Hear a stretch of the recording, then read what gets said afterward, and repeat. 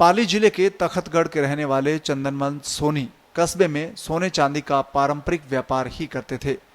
पुत्र आनंद सोनी भी पिता के साथ ही दुकान का संचालन करते थे, लेकिन अतिरिक्त आय को लेकर विचार भी चलता रहता था। साल 2012 में एक जैन परिवार से बीठिया के पास कृषि भूमि खरीदी, पानी के लिए ट्यूबवेल लगवाया और साल 2013 में 500 नींबू के पौधे लगाकर बागवानी की शुरुआत की। शुरुआत में दीमक लगने से नींबू के पौधे पनपने में बहुत दिक्कत आ रही थी, लेकिन कृषि विशेषज्ञों की राय के बाद पौधे पनपने लगे। मीठे पानी से बूंद बूंद सिंचाई की पद्धति अपनाई गई और इस पद्धति में बूंद बूंद सिंचाई का भी अनुदान भी मिला है। 2012 में लिया था और फिर 2013 में नींबू के बगीचे की शुरुआत की थी हमने। उस टाइम हमने कोई 1.5 फुट हाइट के पौधे मंगवाए थे और 500 पौधे यहाँ पे लगवाए हमने 10 बीघा में, और उसकी अच्छी ग्रोथ हो रही है। आज नींबू 2020 मतलब समझो 7 साल हो गए, अच्छी ग्रोथ आ रही है। पानी की क्या व्यवस्था रहती है? पानी हमने इसको ड्रिप सिस्टम करवाया और ड्रिप से गवर्नमेंट से सब्सिडी थी, इसमें ड्रिप से इसको पिलाया। पानी की बचत भी हो रही है। महीने में 2 बार इसकी उपज आप ले रहे हो, तो ये फिर कहाँ बाजार आपका कहाँ मिलता है? जी, इसका एक कॉन्ट्रैक्ट जाता है, माली होते हैं उसका कॉन्ट्रैक्ट लेते हैं, और महीने में 2 बार जितने भी नींबू आते हैं वो खुद आके उनका ग्रुप आके तोड़ के, और इसकी मंडी है, जयपुर है, दिल्ली भी मंडी है इसकी, तो वहाँ पे फिर वो बेचते हैं। शुरुआत में आपको क्या समस्या आई थी इस नींबू का पौधा बनवाने में? शुरुआत में समस्या तो कुछ नहीं थी, खाली इसको टाइम पे पानी पिलाना था। तो पानी अच्छा मीठा पानी है, तो उसके द्वारा ड्रिप से पानी पिला रहे। समस्या तो फिलहाल कुछ आई नहीं और अभी भी कोई समस्या नहीं है।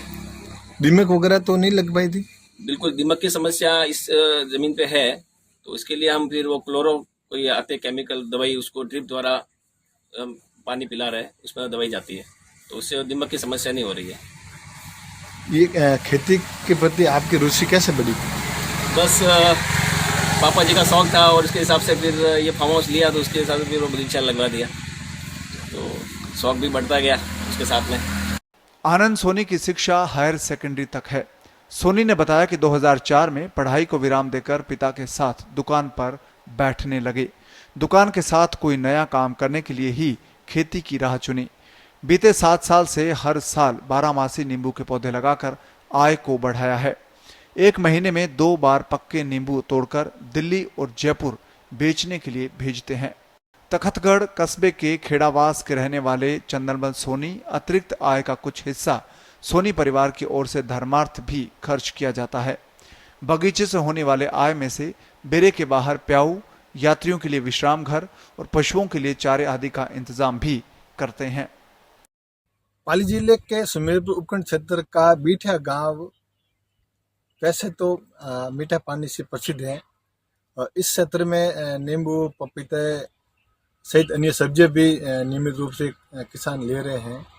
आज हम बीठिया से नज़दीक एक कृषि फार्म है चंदन विहार, तो वहाँ पहुँचे हैं। वहाँ नींबू के पेड़ भी देखे हैं।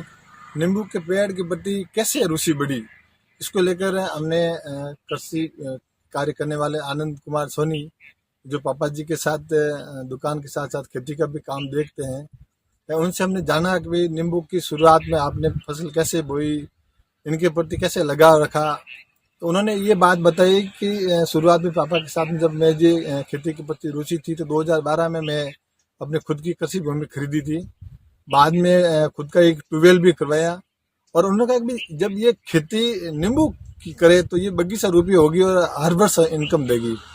तो जब उन्होंने 2013 में इसी कृषि फार्म पर कम से कम 500 पौधे लगाए थे और ट्यूबवेल करवाई, तो बूंद बूंद सिंचित पानी से भी उन्होंने ये जो नींबू का पौधा पनपाया।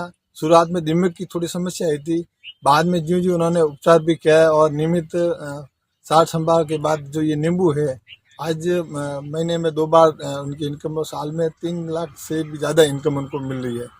तो ये आनंद कुमार युवा है और आने वाली जो नई पीढ़ी युवाओं के लिए उनको भी ये संदेश देना चाहते हैं कि वाकई नींबू की खेती करके अपने खुद को पैरों पर खड़ा किया जाए और अपनी एक मिसाल पेश की जाए।